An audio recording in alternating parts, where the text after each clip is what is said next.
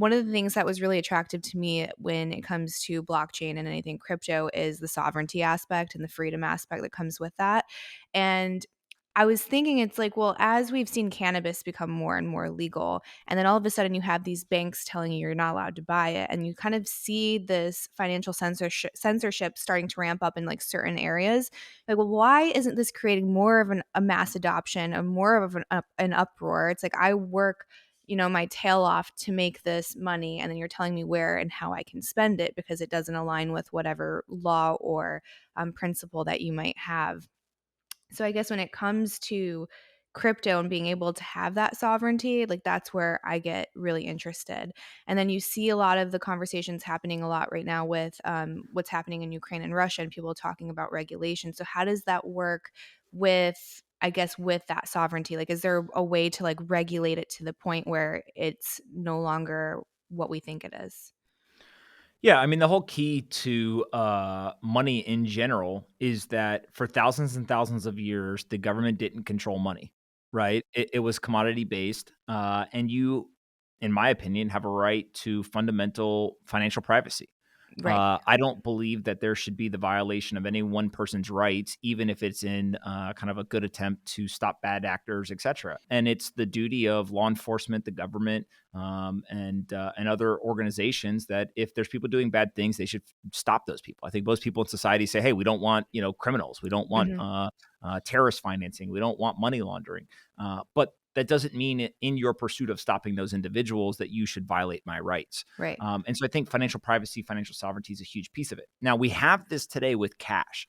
And one of the things, as we know from digital technologies, is there's a trade off between, let's say, privacy and convenience, right? If I said to you, hey, you should go on the internet, but make sure that you don't give up any of your information, it'd be super inconvenient, but you'd be real private, you'd be real secure.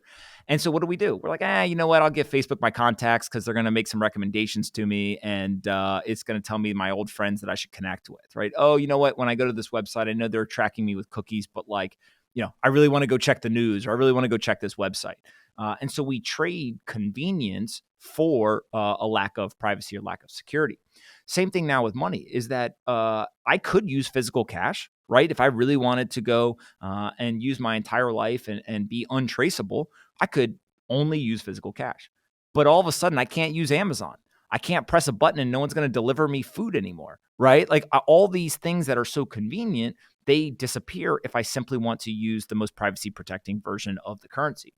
And so, what I think these digital technologies bring is a return to some degree of financial privacy, but they do it in a way that is very unique. And I think one of the stories that is very under discussed in Bitcoin and cryptocurrencies is that Bitcoin's network allows for an immutable public ledger, meaning that all the transactions can be seen at all times by anyone. It can be audited by anybody, all the way back to the start of the system. But what it allows for, whether it's law enforcement, whether it's other agencies, the government, politicians, whoever, they can evaluate every single transaction without you having to reveal your identity. And because they're able to do that, it now protects your individual privacy. At the same time, it allows them to go find the bad people that they're looking for. And so that's a really, really unique kind of mechanism that Bitcoin brings to the table that other forms of digital cash don't. Now, with that said, I think that the central banks and the politicians and governments are going to launch these central bank digital currencies. They're going to take the dollar and they're going to say, hey, it was physical. And now we made it kind of electronic. And now we're going to move it to this truly digital tokenized form, a central bank digital currency. But we got to make sure that they don't invade privacy, that they still allow for all of the same elements of physical cash to be used in this system. Because if they just say, you know what, screw it, we're going to let you guys do whatever the hell you want, and they're going to turn this into a surveillance tool. If all of a sudden they say, hey, every single time you go to spend money, we know who you're spending it with, how much, when, what you bought, who wants to live in that world? Not me. And so I always go back to, for hundreds of years now, there's been everyone from our country's forefathers all the way to many people who are just thought of as great thinkers and philosophers, et cetera. And many of them have said some version of, we want to live in a society where the government fears the people, not that the people fear the government. And that's a really important nuanced take that I think has to be applied to a lot of these technologies, or else we're going to end up looking like one of these authoritarian governments that we see in Asia, or somewhere else. And that's just Mhm. not a society we want to live in.